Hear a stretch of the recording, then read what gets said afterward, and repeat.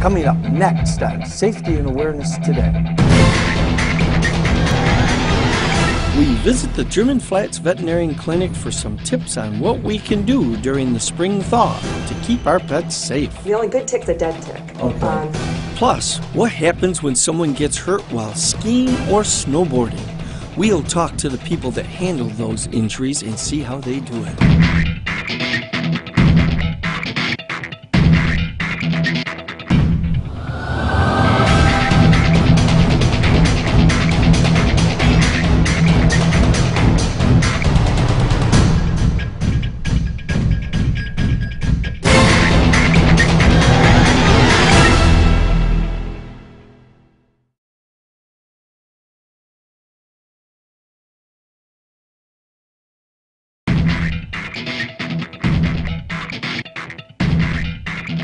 Right now we're at Giacomo Sports, and I'm here with Giacomo Arnagini. Yes, sir. And this is where you do some refurbishing of guns. Yes, yes. Now, how long have you been doing this? All my life, really. I started real young in Italy. In Italy, with yes, who? Sir. With Parazzi. Parazzi is where you started. Yeah. Yes, sir. You work on the guns, and you have a whole group here. Yes, sir. I do have, beside my daughter Yeah. and my wife, we have Dan Lacker, which is my son-in-law. Yeah. And Doug, Okay. which is really good with the wood also. So you have a whole team, Yes, and you're yes. working on them yourself all the time. I'm working myself all the time, and I'm training my son-in-law to do the service and everything, so which is coming along real well. Now, your son-in-law Dan is the man that I talked to when I brought my rifle in, and I've spent a lot of time with him. Is it going to be okay for us to go over there and talk with him? Yes, sir. Yes, sir. I would like you to do this. Well, I'm going to break away from you, but I want to thank you for taking a minute. My pleasure. Thank you very much. All right, let's go see Dan. Dan Locker has been refurbishing guns for about 12 years. I felt very comfortable leaving my gun in his hands. Some of the things that we've done with your gun is we've hand polished and slow rust blued the barrels. Okay, now you actually slow rust blued the barrel. Yes, sir. All right, well, that's interesting. How's that done? The slow rust blue process, it's a chemical reaction with the metal, okay? It's a 5-day process, 3 coats a day.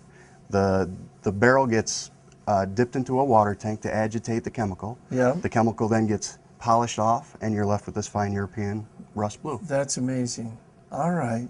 Now, this here is called what? This is called case hardened. Okay. The receiver gets hand polished again so that you don't lose any of the engraving. Yeah. And then it gets packed into bone and charcoal and baked to a certain degree. Now, in the old days, they used something else. So they used a long time ago. They used cyanide, and they don't do that anymore. I don't think because that's they're not legal supposed anymore. to. It's not No, legal so to use that's it.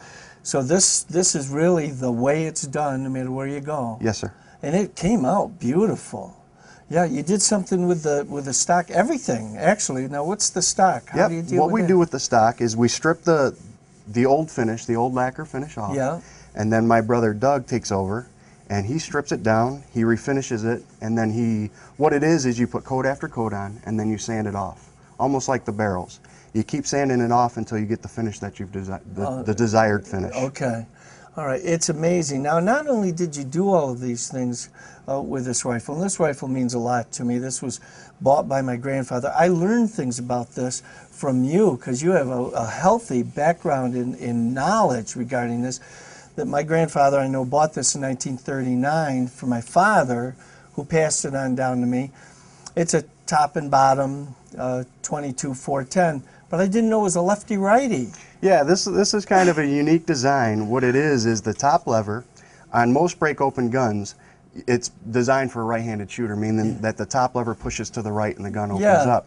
This one is actually universal. It pushes to the right and to the left, which is very unique. It's something that we don't come across too often. I was so pleased, and what you've done with this, it looks like it came right off the assembly. It looks better than it came off the assembly line. Everything, you've replaced everything. Now the screws, all the little screws, you actually made new ones.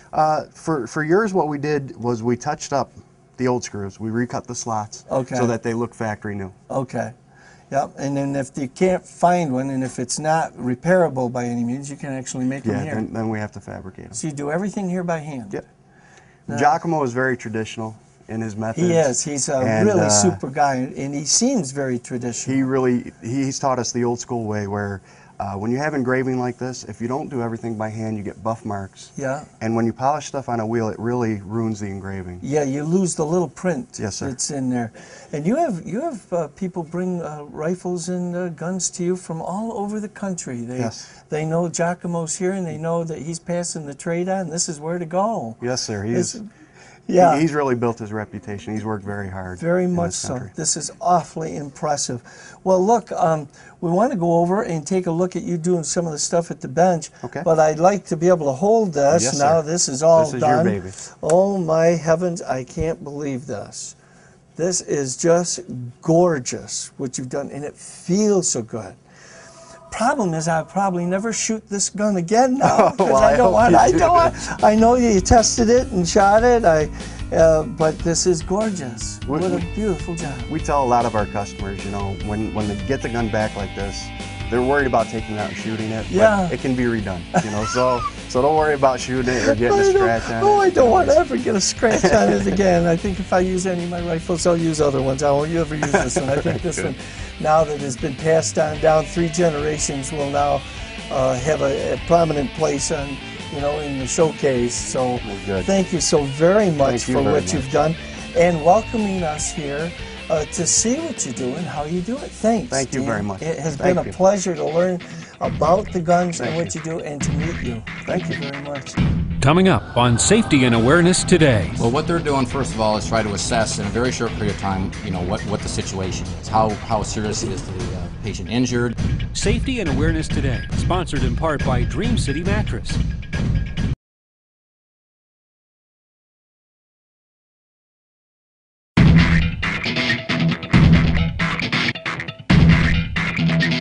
Well, Lily and I have come to German Flats Veterinarian Clinic. We're going to talk to Dr. Clark about the concerns of fleas and ticks when the snow melts. When the snows recede every spring, or even in the January thaw like we've experienced this year, any of the ticks or fleas that are out in the yard that have become dormant, they'll emerge from their eggs and be very hungry and want to attach. Okay, so if we have a squirrel or a rabbit or another cat or a neighbor's dog or a deer going through our backyard, the fleas and ticks get off, lay eggs, get back on another host and go away. Exactly. But the eggs are just waiting now for warm weather. Right. The eggs won't die during the freezing cold or even during the hot, humid summer months. They know, they have these little temperature sensors. They'll know when to hatch, when conditions are suitable for life. Okay. Now, I've got Lily here. This is my fiance's cat. Hi, Lily. How you doing? She goes, oh, I'm in the veterinarian place.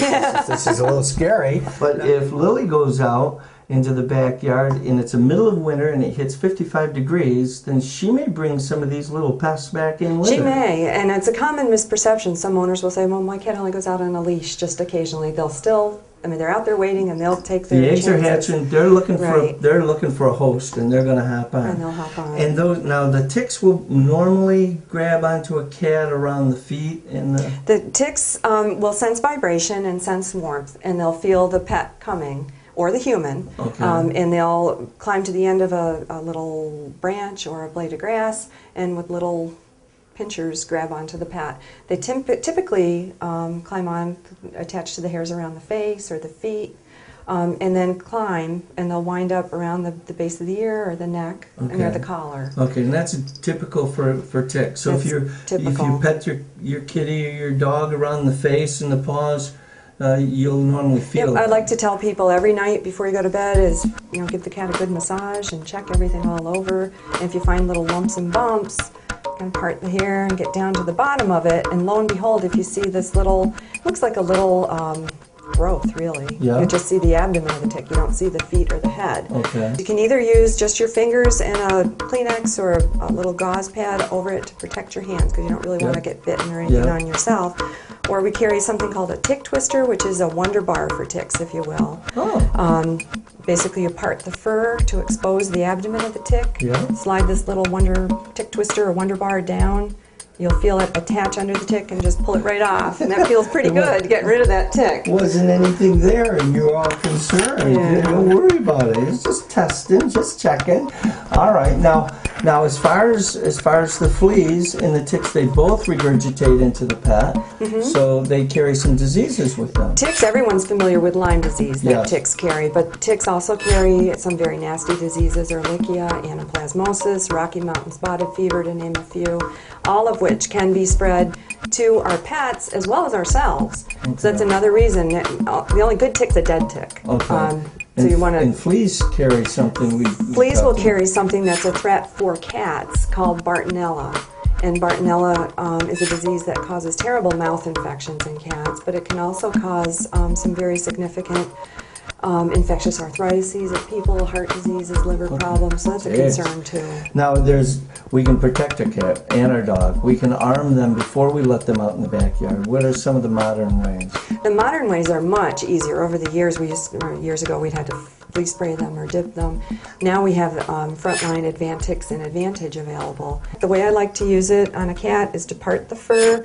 It comes in a little dropper. Apply it to the base of the neck, right on the skin, and then just leave it alone. You don't need to coat them or do anything to them. Just leave it alone. Don't wash the cat or dog Exactly. before you do it. How does it get to the whole body then? It migrates from head to toe by a process called translocation. And what that means is the chemical has a certain carrier in it that gets down into the lipid or the fat layer of the skin and just migrates in that layer and coats them head to toe. Head to toe. That's incredible. And that'll work better if you don't wash them before you apply Yes, it. it's absorbed much more effectively if they're not bathed. Okay, all right. Very good. Well, thank you. That's a lot of information, and it's important. And there are ways to protect our little extended family members. Yep, glad to help you out. It's important to keep them happy because they keep us happy. That's for sure. Thank you again Okay. for taking time with us. Thank you. There are many things that make a well-rounded young adult, but some of the things are so obvious we overlook them. If we wanted to strengthen our arms, Tim, and make our arms stronger, our upper body, what could we do? Do punches, sir? We could do punches. Show me some punches. There's a horse stance, and look at the punches. Nice power, excellent. Would you stand right over there, Tim, and just relax? You can put your feet together and take it easy. And if we wanted to strengthen our lower body, what could we do? You do kicks, sir. We could do kicks. Could you do a couple of kicks for me? All right, beautiful. Excellent. Would you stand right here? All right. Now, we've done punches and kicks, and those are basic movements that you can teach your son or daughter at home. They're good defensive movements, but they also work the lower and the upper part of the body. Most important part of the body is our mind. Alex, what could we do to strengthen our mind? We could read, sir. We could read. That's excellent. Can you do that exercise for me right now? No, sir. No, why not? Because you need something with words to do it. So you need something that's got words, a book, a magazine. Where could we go? We could go to a library. I like it. That's excellent. And that's the strongest part of our body, and that's the part we need to work the most is our minds. And the exercise is what? Reading. Coming up on Safety and Awareness Today. Well, what they're doing, first of all, is try to assess in a very short period of time, what the situation is, how serious it is to the patient injured. Looking for more safety and awareness? Log on to www.cnyhomepage.com.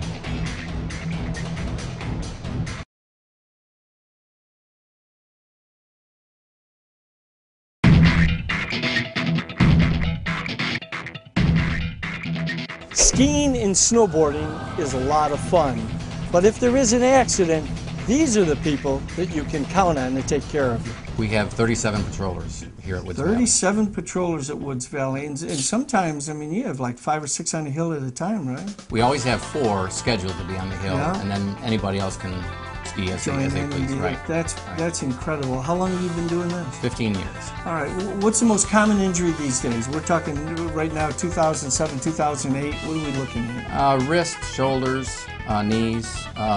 the young male snowboarder is the most prevalent victim, if you will. Okay. A lot of kids out there snowboarding. It is the snowboarding.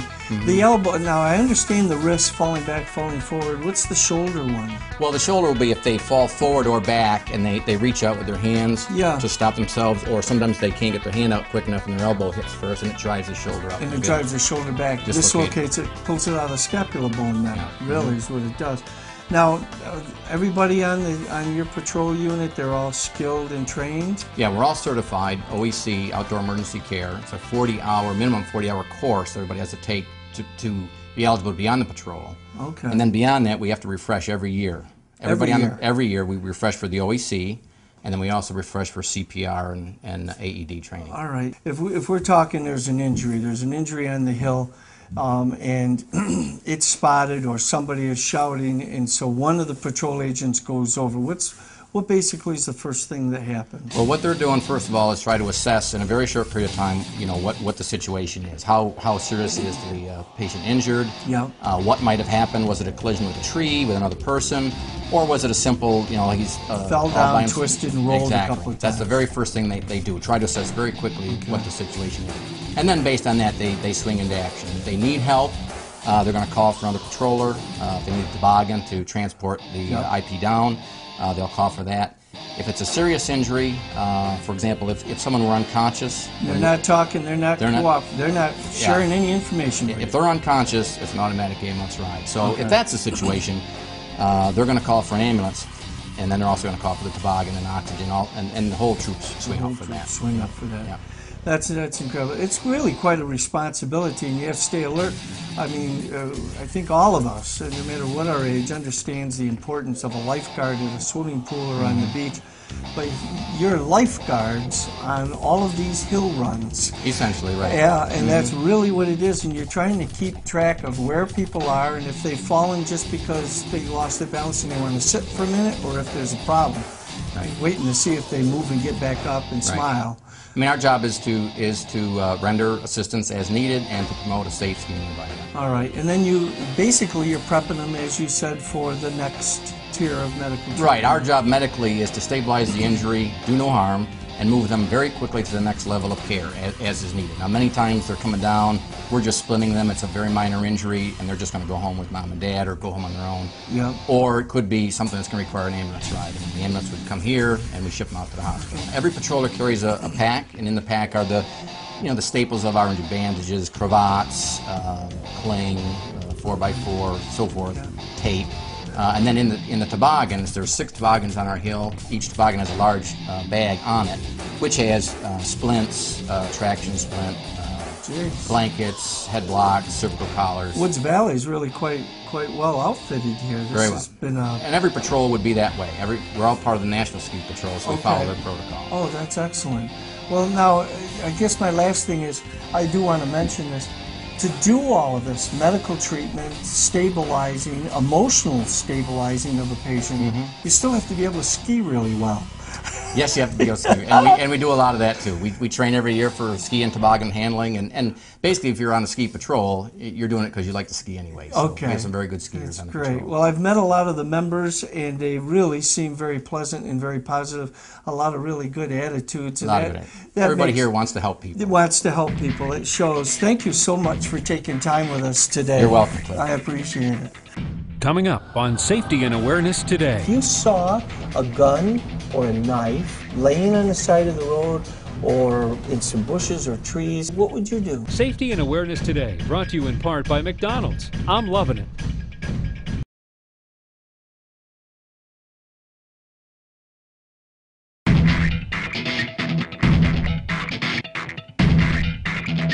What Alex and I are doing right now is talking about gun and knife safety. Well, gun and knife safety for an adult in our school is practicing knife techniques. We use a rubber knife. For adults or higher ranked students, we use wooden guns. But for a young adult, gun and knife safety involves using your mind. And when we talk about guns and knives, we know they're dangerous, right? Yes, sir. Yes, we do. If you saw a gun or a knife laying on the side of the road or in some bushes or trees or near the school that you go to, what would you do? I tell an adult. you'd tell an adult. Give me an example of an adult that you would tell. My mom or dad, Okay. teacher at school. Teacher at school. You wouldn't go pick it up? No, sir. Even if it was shiny and it looked brand new? No, sir. No. Boy, it's tempting though, isn't it? Yes, sir. Yeah, but it's dangerous. We want to make sure we get it to an adult. If you weren't anywhere near the school or your mom or dad, you could go into a store and you could tell a storekeeper. But an adult needs to know where it is so that they can take it and put it in a safe place, right? Yes, sir. And that's what we need to know about guns and knives, isn't it? Yes, sir. Excellent, excellent.